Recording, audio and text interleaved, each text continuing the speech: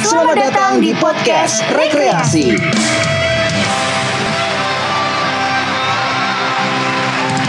TVRI Yogyakarta. Hai pemirsa, Sobat Rekreasi TVRI Jogja dimanapun kalian berada. Kalau misalkan lagi nonton podcastnya dari kita nih ya kan, selamat datang di Rekreasi podcastnya TVRI. Tepuk tangan dulu dong pemirsa. Gak ada pemirsanya tapi gak apa-apa ya, tepuk tangan dulu. Dan spesial nih, kalau kali ini kita tuh pengen ngebahas tentang kesehatan. Kebetulan aku tuh udah datang ke sini. Ini adalah Rani Givanda, ya kan? Hai Rani. Hai Mbak Linda. Apa kabar Rani? Baik, alhamdulillah. Kalau sering banget nih ya pemirsa TVRI nonton konten-kontennya dari Rani di YouTube, di Instagram. Jadi Rani tuh bikin konten tuh tentang kesehatan gigi dan juga mulut gitu. Bener banget. Tapi aku pengen nanya dong Rani, kamu tuh sebenarnya pendidikannya itu tuh sekolahnya di kesehatan gigi dan mulut apa gimana, kok sering banget tuh bikin konten-konten tentang kesehatan gigi dan mulut gitu? Kebenarannya sih iya. Sekarang baru ini Mbak, aku sekolah di UMY, profesi kedokteran gigi. Oh gitu. pantes, makanya kamu sering bikin konten-konten gitu dan segala. Tapi emang sebelumnya kamu emang sering bikin konten-konten? Enggak sih. Ya ini lagi iseng-iseng kemarin pandemi gitu. Oh, ya. Kalau pandemi kan sekolahnya itu juga nggak sih kayak libur dulu atau emang di rumah aja online gitu tetap lanjut? Online sih dulu, seringan off karena gigi juga kan Mbak. Jadi paparan aerosolnya tinggi jadi di offin. Oh iya juga ya, gara-gara pandemi gitu kan. Akhirnya kamu konten. Udah berapa lama nggak sih konten tuh? Berapa ya? Kayak setahun lebih lah. Setahun lebih udah konten. Dan itu tentang kesehatan gigi dan mulut doang atau ada konten-konten lain ya, misalkan masak kah atau apa kek gitu-gitu? Enggak sih Mbak, kayak lebih ke gigi aja. Soalnya dulu tuh kayak pengennya kan libur toh itu, libur terus pengen sambil belajar, ngapain ya biar belajarnya tuh semangat gitu kan. Terus ya udah sambil bikin konten tuh aku belajar banyak juga kan. Dari konten kan nggak mungkin kalau misalnya tiba-tiba aku langsung sampein gak ada sumbernya gitu. Jadi aku sambil belajar tuh dari konten itu aku kayak ada evidence base-nya lah. Gitu. Kalau ini ya pemirsa, orang-orang tuh kalau gabut mikir gitu ya udah dibiarkan aja gabut gitu. Kalau Rani tuh malah mikir gimana caranya biar lebih seru untuk belajarnya gitu. Tapi emang dulu cita-citanya emang pengen jadi dokter gigi apa gimana? Ya mungkin ya baru-baru pas masuk ini sih jadi kayak passionnya di dokter gigi. Oh gitu.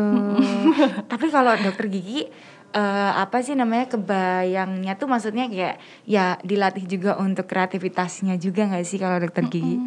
Lebih ke situ juga sih. ya.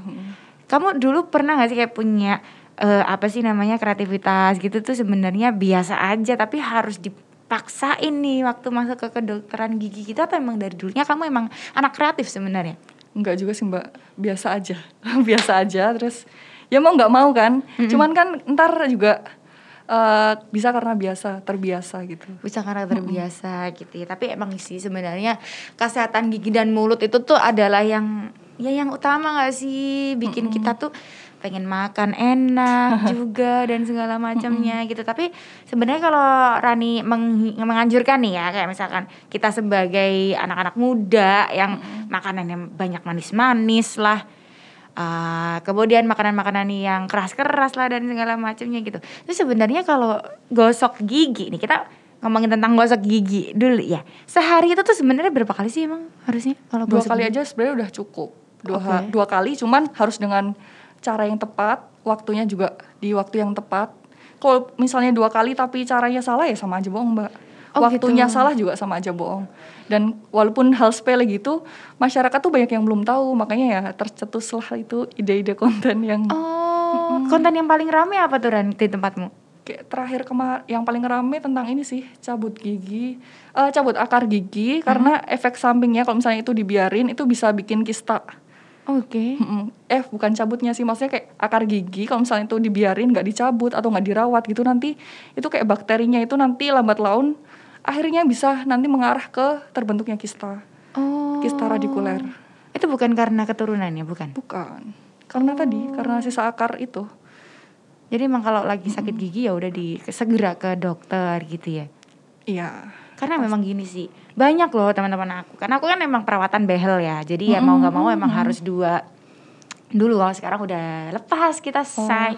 Oke. Dulu mungkin 2-3 minggu tuh harus kontrol kan. Jadi terbiasa untuk ketemu dokter. Tapi selalu sebelum aku behel pun juga kayak aku nggak kepikiran untuk pergi ke dokter gitu kan. Mungkin ada di luar sana yang sobat rekreasi yang lagi nonton podcast kayak kita itu, ya mereka juga mikir aku nggak behelan, aku juga nggak sakit gigi gitu. Jadi ya aku ngapain ke dokter gigi. Tapi sebenarnya nih idealnya ke dokter gigi tuh berapa bulan sekali sih emang buat maintenance gitu ya kesehatan gigi kita gitu sih Ran? Kalau maintenance ya tadi kayak yang udah sering mesti teman-teman dengar juga kan 6 bulan sekali. Tapi masih 1 tahun sekali juga masih oke sih. Emang buat kayak ngejaga gitu belum tentu sekarang kita nggak ada keluhan itu karena nggak ada masalah gitu belum tentu. Bisa jadi malah kitanya yang nggak tahu. Makanya kenapa kok ada konten-konten edukasi kesehatan gigi gitu. Nah itu buat nyadarin masyarakat tuh sebenarnya kayak mereka tuh kondisi gigi mereka gimana sih gitu. Jadi mungkin nggak tahu, bukan nggak butuh gitu. Iya. Karena juga kondisi gigi dan mulutnya orang-orang ini ya pastinya kan berbeda. Ada bahkan tuh aku punya cerita ya. Jadi cowok aku nih dia tuh nggak pernah punya masalah apapun kan gigi kan. Tiba saatnya dia tuh Primark. Jadi remarknya waktu dia tes kesehatan itu tuh ternyata ada empaksi dong. Ya bener ya, empaksi tuh yang itu kan yang gigi apa bungsu. namanya gigi apa sih? Geraham bungsu. Geraham bungsu itu tiba-tiba dia ada dan harus operasi kan. Ih kaget juga kan. Sebenarnya kalau empaksi kayak gitu pun dia numbuhnya tuh kayak gimana sih, maksudnya kayak ya udah tiba-tiba aja numbuh gitu ya kalau di dewasa gitu ya, umur sebenarnya kalau gigi yang normal itu emang harusnya ada gigi geraham bungsu itu tumbuhnya. Cuman karena dia tuh tumbuhnya paling akhir Mbak. Jadi kayak udah pas kita udah dewasa, udah umur 17 tahun ke atas itu baru bibit-bibitnya baru muncul. Jadi kan giginya ya gigi kita udah lengkap ya. Udah lengkap, udah enggak ada ruang nih. Udah enggak ada ruang. Nah, karena enggak ada ruang ya, kan dia yang aslinya mau tumbuh gini tapi enggak ada ruang kan berarti dia berusaha tumbuhnya ke arah lain. Ya jadilah impaksi tadi, ada yang ke horizontal, ada yang vertikal, macam-macam sih. Tapi itu enggak keturunan ya Ran ya? Ada, maksudnya kadang juga misalnya ada juga sih ada mengarah ke keturunan juga. Kadang orang tuanya nggak ada, anaknya juga nggak ada gitu-gitu. Oh gitu, berarti ya emang cuman tergolong rada repot ya say kalau soal empaksi. Kamu punya empaksi nggak? Punya dan 4-4-nya impaksi. Gini berarti tidur ya? Dan bahkan kependem Mbak. Jadi punya aku malah dia nggak kelihatan gitu, misalnya nggak ronsen. Hah? Di rongga mulut nggak ada. Terus akhirnya kamu apain tuh? Maksudnya kayak kalau di kehidupan sehari-hari itu apakah ganggu atau gimana tuh? Kalau di aku sih karena aku behel, jadi kayak aku ini sekarang lagi perawatan behel ya. Jadi mau diminta dari dokter ortonya itu diselesain dulu, baru habis itu nanti kayak akhir-akhir baru dicabut. Soalnya tapi kalau buat keluhannya nggak ada sih sebenarnya. Gitu. Berarti intinya ya kalau selama tidak sakit ya udah sih nggak apa-apa gitu. Karena memang itu kebanyakan ini ya. Aku tuh sebenarnya pengen banyak tahu tentang masalah gigi dan mulut gitu ya. Sabar ya Ran, nanti kalau aku nanya mulu ya siap. kepo gue. Tapi kalau sekarang nih kan kamu kan lagi menghadapi koas. Berarti kan menghadapi semua pasien-pasien kan, ada yang anak kecil, muda sekitar, ada yang udah lansia dan segala macamnya. Tapi kalau yang anak-anak muda, itu dia permasalahannya gigi itu apa sih sebenarnya kebanyakan lebih mengarah ke estetik sih, ya kan, yang paling iya sih, benar. Paling kayak giginya yang kuning pengen diputihin, terus kalau giginya berantakan pengen dirapiin gitu-gitu sih. Atau yang paling sering tuh kalau di YouTube aku juga Mbak, itu dari karang gigi gitu sih. Mungkin kan banyak yang setelah sekian tahun udah umur 20-an ke atas tuh belum pernah ke dokter gigi, belum pernah bersihin karang gigi gitu-gitu. Padahal karang gigi munculnya mah macam-macam, ada yang 2 bulan udah muncul, tergantung 6 bulan gitu muncul. Dan bahkan banyak bertahun-tahun yang belum ke dokter gigi buat bersihin karang gigi. Kalau kita kan perawatan behel karena ya 2 minggu sekali mungkin ke dokter kan gitu, sekalian di scaling kan gitu ya. Itu permasalahannya udah tentang estetika. Tapi kalau soal kesehatan itu mereka kayak nggak apa-apa gitu, kayak jarang ada yang bolong atau gimana gitu. Kalau bolong tergantung sih Mbak, tergantung masing-masing orang.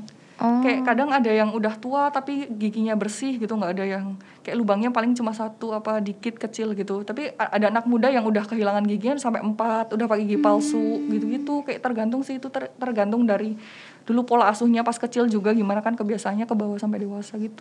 Tipsnya apa sih Ran biar kayak misalkan aku takut ya, kayak takut. Karena aku sekarang jujur masalah gigi yang sedang aku hadapi sekarang adalah aku habis lepas behel kan Ran.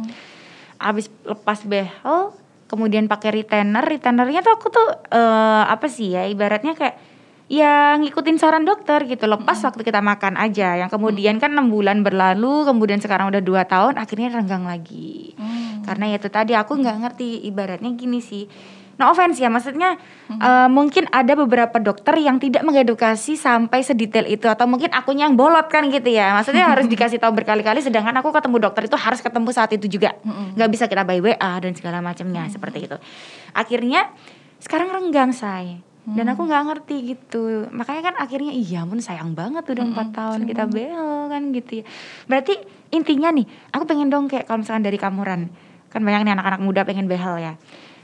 Menurut kamu perlu seberapa penting sih untuk pasang behel?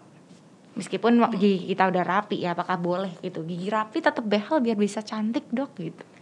Oke, jadi sebenarnya itu berdasarkan indikasi sih Mbak. Maksudnya kan nggak mungkin semua orang yang giginya nggak kenapa-napa terus harus dibehel kan. Cuma gara-gara gaya-gayaan. Soalnya behel sendiri itu sebenarnya dia meningkatkan faktor resiko karies. Jadi gigi berlubang tuh karena pembersihannya susah. Jadinya itu nanti malah kayak bikin plak bakteri mudah menempel di kawat-kawatnya itu gitu-gitu. Itu sebenarnya kalau nggak indikasi ya mending nggak usah pakai.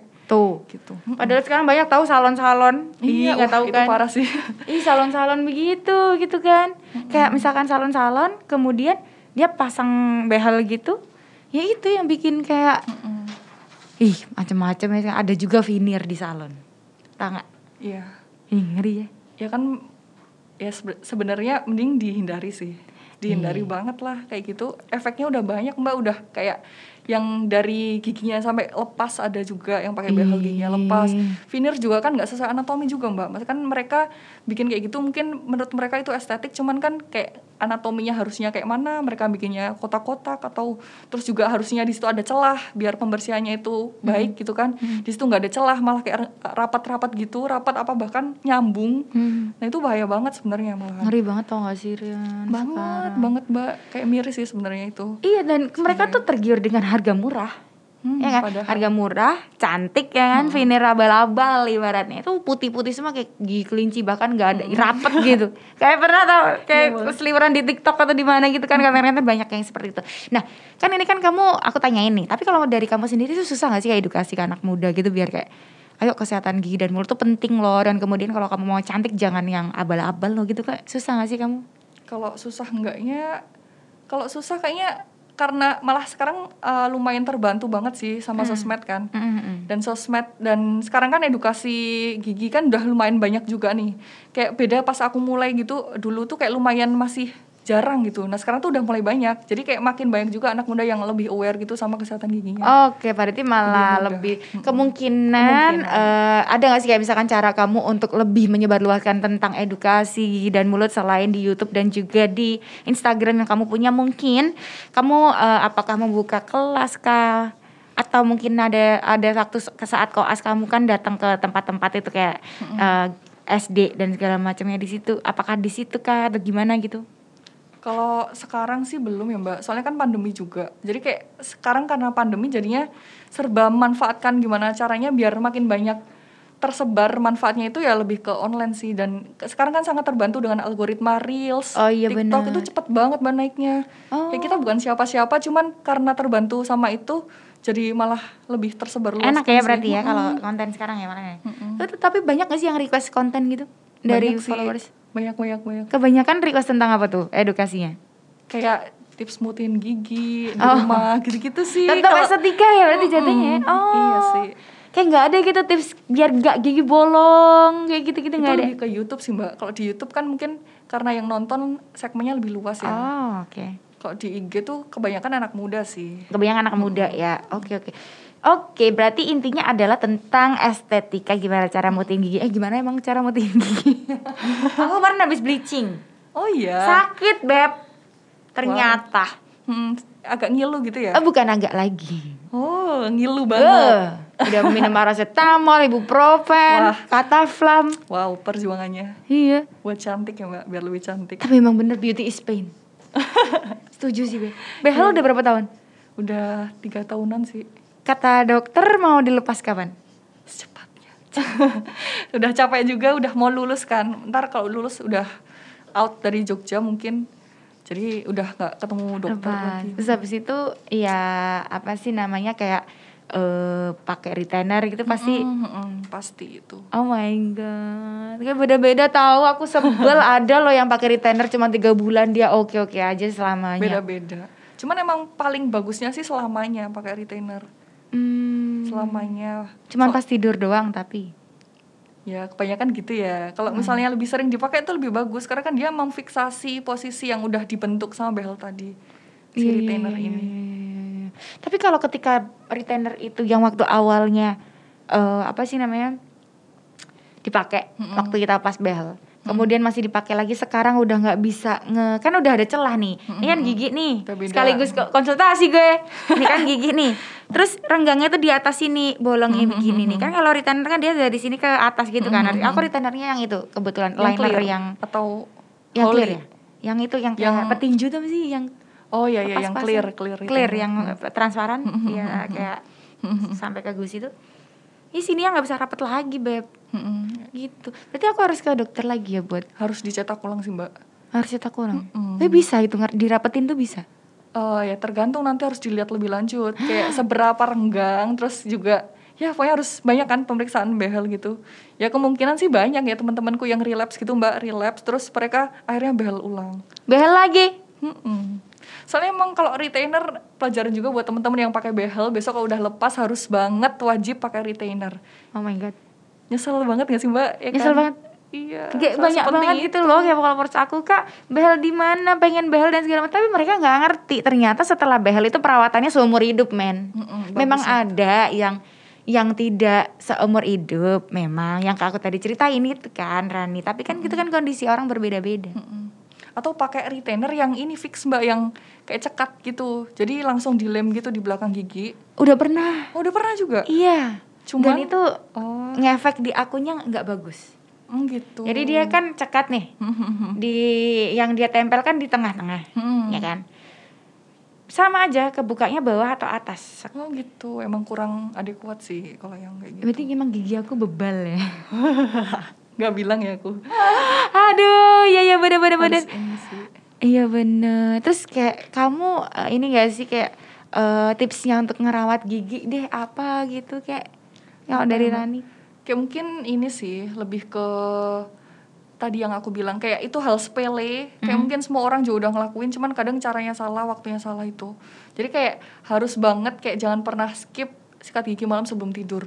Atau nggak boleh skip? Nggak boleh sama sekali. Aku kadang males. Nah itu, soalnya aku pernah nemuin mbak pasien ada yang usianya masih kayak sekitar ya 30-an, cuman karena nggak pernah sikat gigi malam, ternyata pas di ronsen tuh giginya udah dikit lagi, udah tulangnya udah menurun banget, dan dikit lagi giginya udah goyang semua.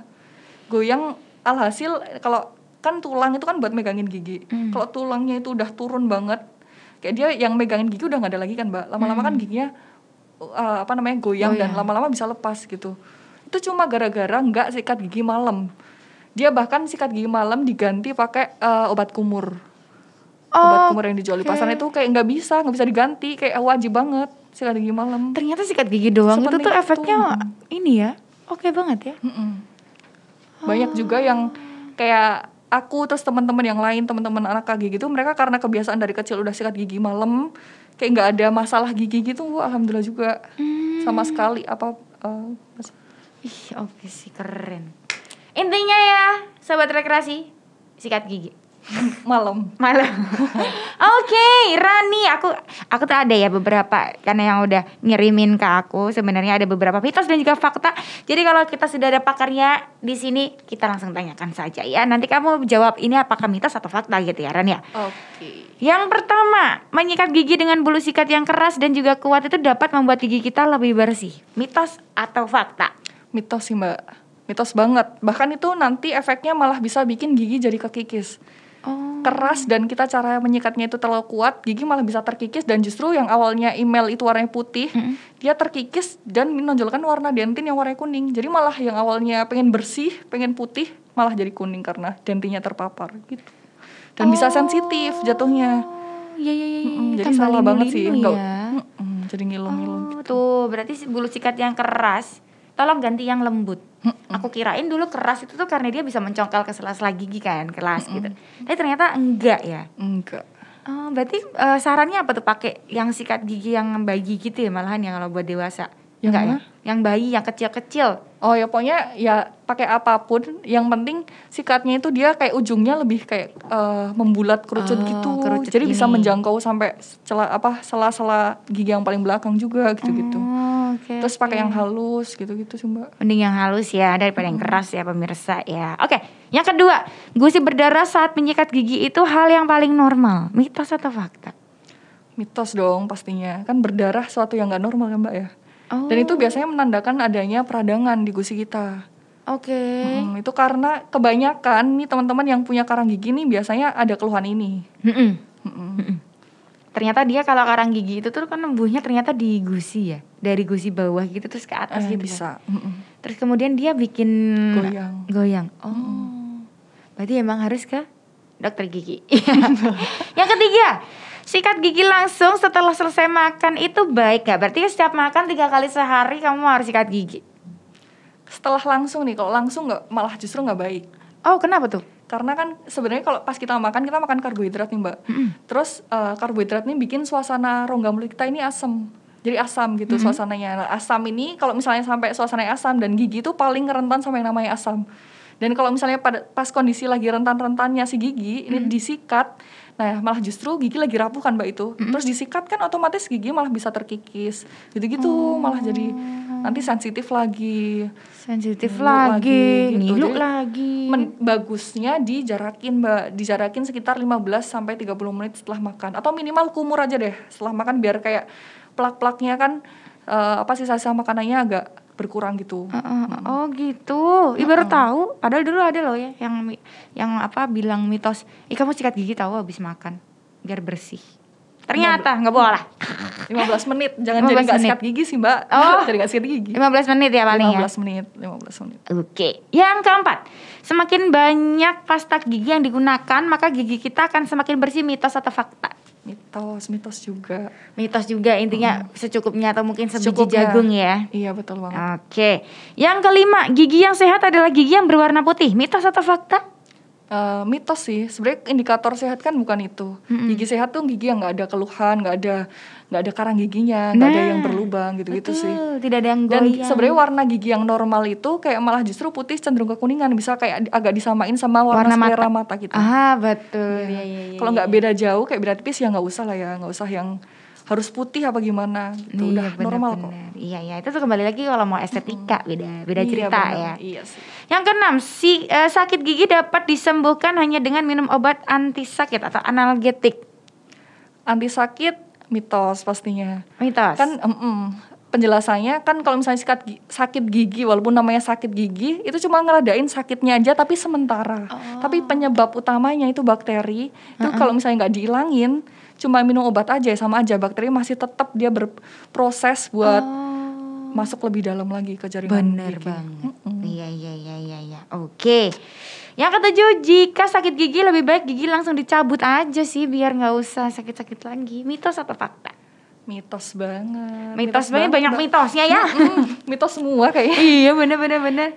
Soalnya sebenarnya kalau ini Mbak cabut gigi itu bukan solusi sebenarnya, malah bukan, itu ada alternatif terakhir di perawatan gigi. Soalnya kalau misalnya giginya dicabut, ada ruang di sana justru malah bisa timbul masalah-masalah baru lain. Gigi bisa bergeser, bisa makin bergeser, ntar yang lain juga makin bergeser jadi renggang. Terus juga gigi atasnya bisa turun. Gitu-gitu ntar malah jadi oklusinya nggak seimbang, kayak pengunyahannya nggak seimbang, nanti kena sendi temporomandibular. Kayak macam-macam sih, kayak itu hal-hal yang mungkin teman-teman remehin kali ya, cuman pada nggak tahu kan. Gigiku kok jadi ngilu sih dengerin. Oke, yang ke-8, mencabut gigi dapat menyebabkan kebutaan. Wah, ngeri banget. Mitos atau fakta? Kayak udah tahu deh. Belinda kayak ya kan mitos kan dari tadi udah mitos, terus pasti ini mitos. Ya benar mitos. Karena beda persyarafannya. Udah beda. Kok itu kan ophthalmicus di atas. Kalau misalnya saraf buat gigi kan saraf di bawah, saraf mandibularis sama maxillaris. Tuh berarti mitos ya pemirsa. Jadi nggak usah takut kalau emang kamu harus dicabut gigi ya. Iya. Jangan nyalain dokternya. Iya, Oke. benar. Yang 9 nih, gigi ibu hamil itu akan mudah keropos karena kalsium dalam gigi diambil buat kebutuhan bayi. Mitos. Udah deh, udah ya. Mitos semua. Iya, ini lucu banget nih. Iya, benar-benar. Oke, yang 10 terakhir. Tidak perlu merawat gigi anak karena nantinya akan diganti dengan gigi tetap. Mitos dong. Udah pastinya. mitos semua ya pemirsa. Yang penting dirawat.